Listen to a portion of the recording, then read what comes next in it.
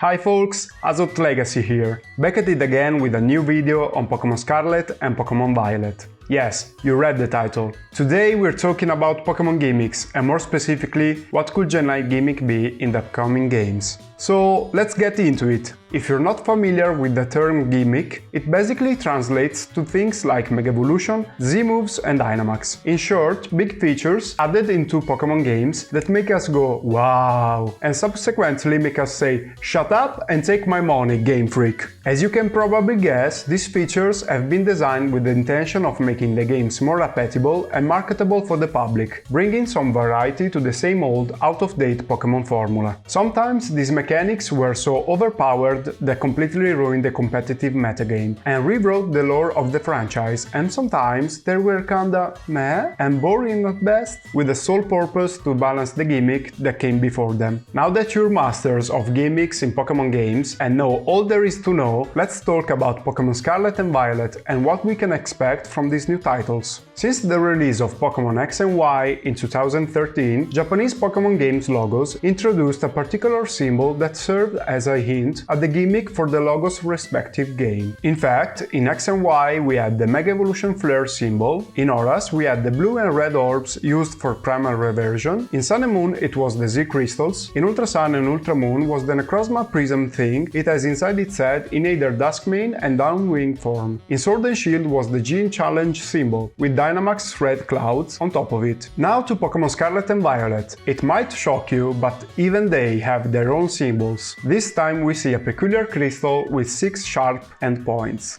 If you watched my last video, I said this symbol heavily resembles a windrose and the similar mosaic-like design symbol found under the stairs that connect the upper portion of the city, supposedly where the Pokémon League building stands, and the Great Rainbow Plaza. To be honest with you, I think I figured out the meaning of this symbol and what gimmick this symbol is pointing towards, but I recently found this comment on YouTube and it's so cool that I wanted to share with you. Mifa here, hi if you're watching this video, congrats for the red theory, says that this symbol represents a windrose and might translate as our in-game freedom of movement. Let's just think of it. How cool would it be to challenge gym leaders that scale with our levels in any order we want to? If this is going to be true, Pokémon Scarlet and Violet are going to be the best Pokémon games ever for sure. The problem is that this seems way too cool, and I don't know if Game Freak ever thought of implementing such a thing. What I think is that this crystal is more than a representation of a windrose, and it being only linked to freedom of movement is not enough for me. In my last video, I said I didn't know what the meaning of this crystal might be, and that the only thing vaguely similar was the battleground with all the 18 types surrounding it. But today, the situation has changed drastically. I wouldn't presume my theory to be true, but I'd like to share it with you because I think it's way too cool to keep it for myself. But before saying anything, I'd like to make a disclaimer. I do not care about leaks, I don't look for them, and I don't know anything about that stuff. In fact, I hate leaks and leakers. For me, speculation has to be fun. It's trying to capture things from what Game Freak wanted us to notice and has nothing to do with solving riddles from random people on 4chan. In my opinion, this rush for clicks is the worst way to approach video games. Just let the game come out and discover it as you play it, or try discovering it with your mind. What I don't really get is the urge to know everything inside the game before its release. Don't get me wrong, it is fine, you can do what you want.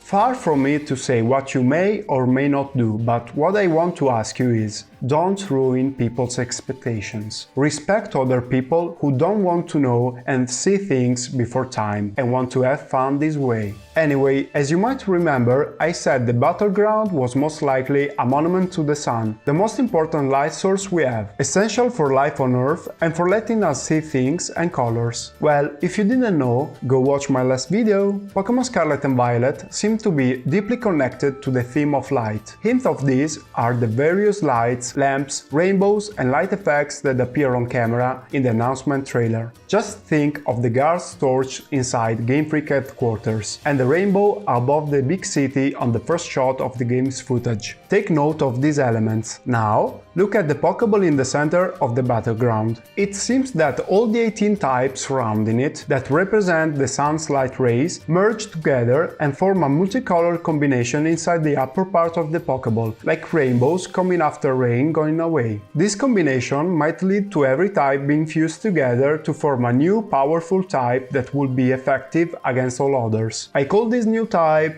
the Rainbow type. Fun fact, while I was doing my daily afternoon walk, I saw this. Yeah, it's a double rainbow.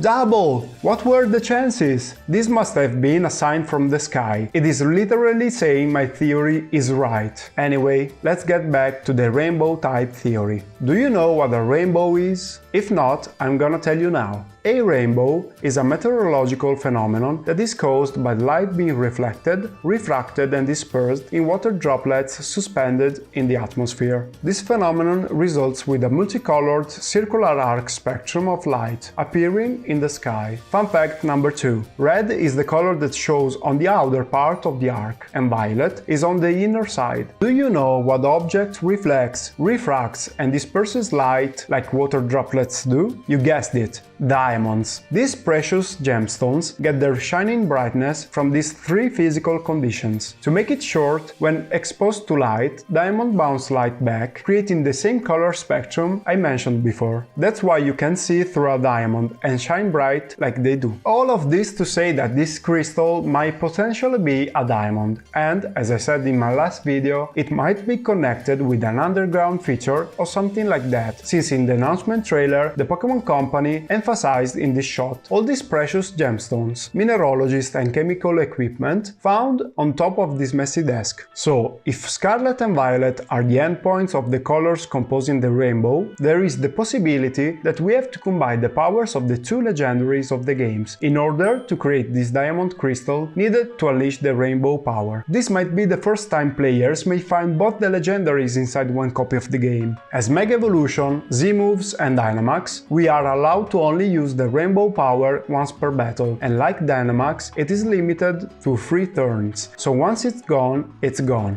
I don't know if this mechanic needs the actual item to be activated like it was for Mega Evolution and Z-moves, but if I had to guess, I think it will. As a matter of fact, the diamond symbols found inside the Japanese logos seem to represent specific items that the Pokémon must hold in order to use this power. And from what I'm going to tell you, not being allowed to give an item other than this diamond to our Pokémon is a rather fair downside to be happy with, because if the rainbow type is going to be a thing, well, you won't need any, I assure you. As I said before, the rainbow type seems to be a combination of all 18 types, so technically speaking, we may assume that the Pokémon we're using the rainbow power on is going to be infused with all the energy of all Pokémon types, gaining their characteristics all at once. So yes, you can say your Pokémon will turn into the Fire type, Water type, Grass type, Dark type, Steel type, Fairy type, and so on. But for the sake of the game's mechanic, it will simply gain a completely new type label, coded as the union of all 18 types. So, to make it simple, each Charizard that gains the Rainbow Power type will turn into all 18 types at once, and every move it will use are going to be stab and super effective against every target, and it will take damage from the opponent's moves as if they were non-effective moves. Yeah, making it neutral to the opponent's moves seems to me too OP. But there is more. Activating the Rainbow type on our Pokémon will change its moves into the Rainbow type too, gaining powerful and additional effects. Let's take the attack Fire Blast for example. Its power stat will be increased from 110 to 150. Its precision stat will be increased from 85% to 100%. And, in addition to the 30% chance of burning the target, the move now will trap it, gaining the effect of the move Fire Spin. Do you now understand why a hold item isn't needed for your Pokémon? Can you imagine how powerful this mechanic will be? Just think of all the infinite possibilities. Rainbow type Pokémon will be extraordinarily good at revenge killing every Pokémon left on our opponent's team, but capitalizing on their presence during the early or mid portion of a battle will also turn out to be good. For 3 turns we won't have to care about neutral switch-ins, we won't have to care about resistances and weaknesses, and we won't have to deal with the possibility of missing with our moves, which is the thing I hate the most in Pokémon games. I don't know if it is too OP or what, but it seems to be a really cool combination of every gimmick we had in the past. With the Rainbow type, you have a new type like it was with Mega Evolution, you have powerful moves like it was with Z moves, and you have the limited time range like it was with Dynamax. It has it all, and let me say that, it's fucking genius. I'm really proud of what I came up with this theory, and I really hope something similar will make it into the games. Like, come on folks, that's just too cool! In my opinion, the Rainbow type could be a cool new gimmick that would be appreciated by both newcomers and old players. For the kids, it's like Mega Evolution, a one-hit KO button ready to be smashed unlimitedly, for them to have fun and not be completely demolished in the end portion of the game. While, for the grown-ups and competitive players, I see this mechanic as a cool introduction that takes all the effects of the gimmicks of the past with the push of a single button. So folks, tell me, what do you think of this? Do you think the Rainbow type has a chance to make it into the games, or do you think it will be something else? What are your personal theories about these symbols and the related gimmicks they might point towards? Do you like my theory and the way I've implemented this mechanic? Do you think we'll get this gimmick or the Freedom one? If any of you folks is a competitive player or a battle enjoyer and wanted to tell me if this mechanic has what it takes to be taken seriously, or if it is plain broken, all you have to do is leave a comment in the section below, and while you're there, leave a like and subscribe. I'm counting on you. So that's it for today folks, thank you very much for watching. I hope you enjoyed today's video and I hope you'll join me on the next one. But until then, stay safe, respect people and play Pokémon.